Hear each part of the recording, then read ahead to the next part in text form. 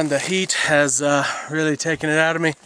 I've just had to stop for a little bit of a break, so we're gonna have to really pick up the pace here and make up some precious ground that we've lost. So we're gonna get going. To the untrained eye, it appears that the low-hanging branch got the best of me, but in reality, with an old survival trick, thanks to my unparalleled agility, speed, and coordination, and with the help of a well-timed somersault, I'm able to shave precious seconds off of my perilous journey.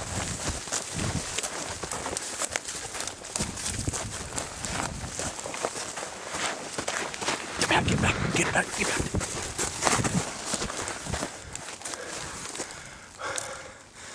What we've got up there is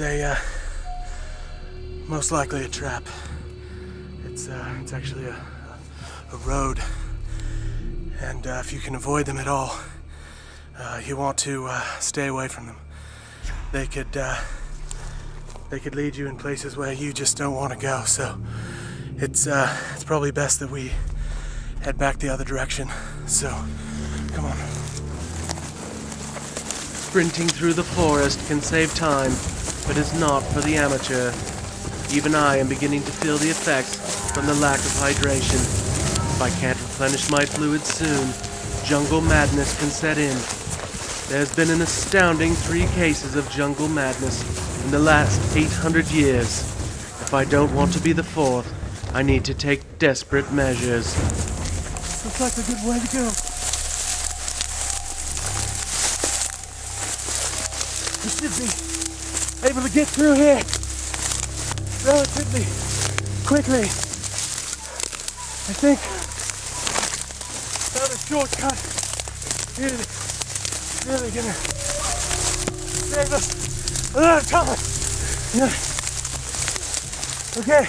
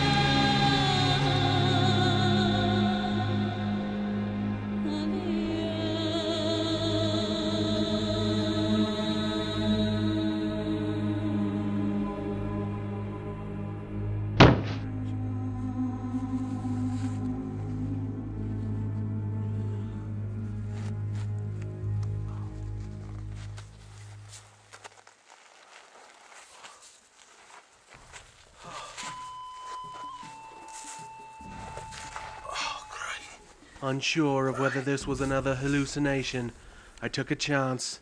This could be my last hope of finding refreshment before the final stages of jungle madness set in.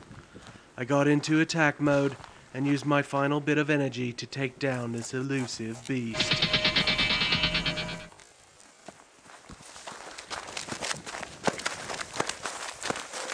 Okay. Got him, you gotta hold him. You gotta hold him real tight, because they can get away from you.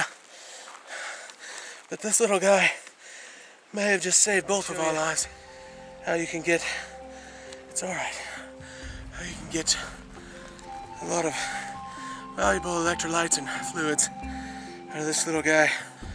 There's nothing real pleasant about it, just gotta get it done. So, just wanna get him up above so you get a direct stream and just let it loose.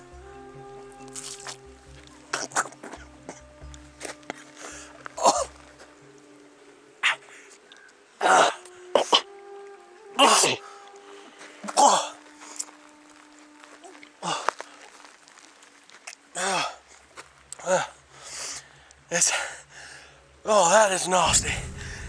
Can't describe the taste, really. Let's face it, I just squoze liquid out of a skunk, so that's pretty nasty, but I think we've got all we can get out of this little fella, so we're just gonna let him go. And we'll get back on the trail here. I had just encountered one of the many helpful forest creatures, but only moments after I had rehydrated with the skunk, I happened upon a less than friendly squirrel. This seemingly harmless rodent is extremely territorial, and I immediately found myself fleeing for my life. What's that?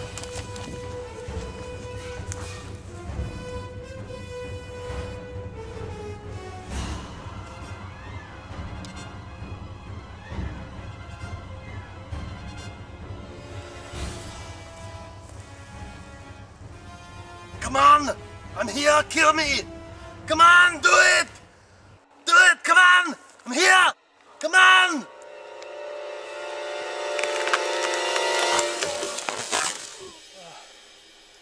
And that was about as close as you want to come to that sort of danger.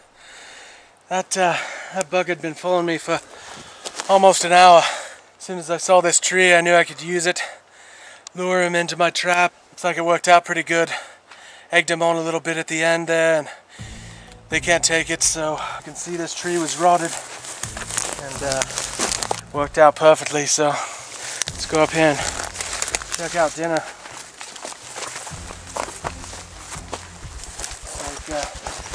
Sometimes you want to be real careful. Make sure they're dead, and then just lift him up, take him out of there.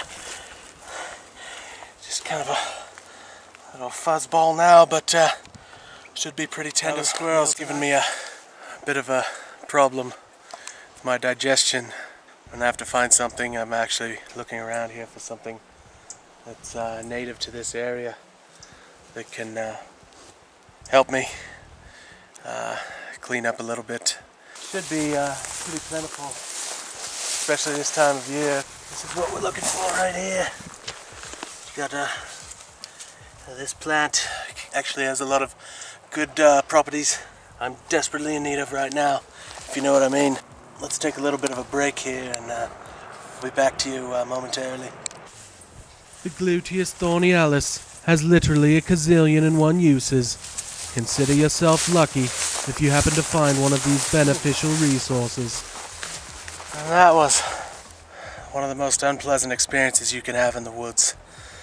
I don't think I have to tell you any more about that.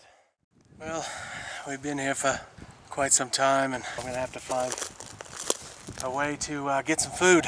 So first off, I want to show you a trick. I think this is going to work out.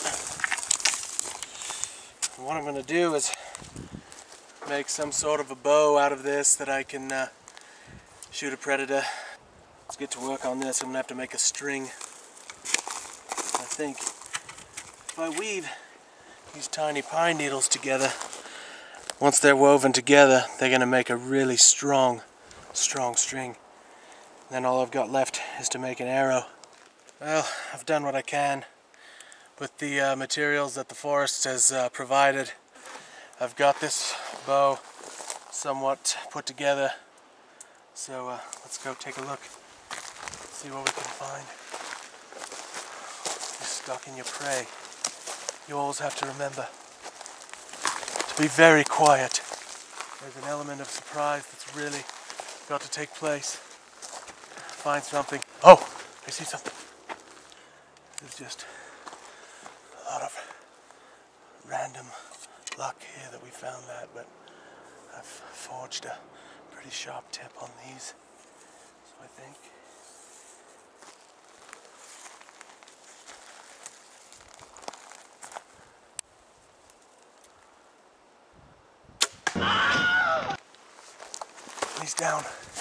He's down. So I think that should have been a clean kill, very humane kill. Well, it's got good news and bad news. Apparently it was a great shot and was a clean kill. Unfortunately, it was a young hiker. Was just in the wrong place at the wrong time. In this situation, really all you can do is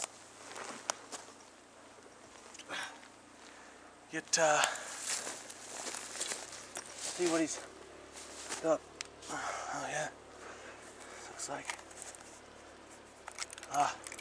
There's a little bit of hope here after all.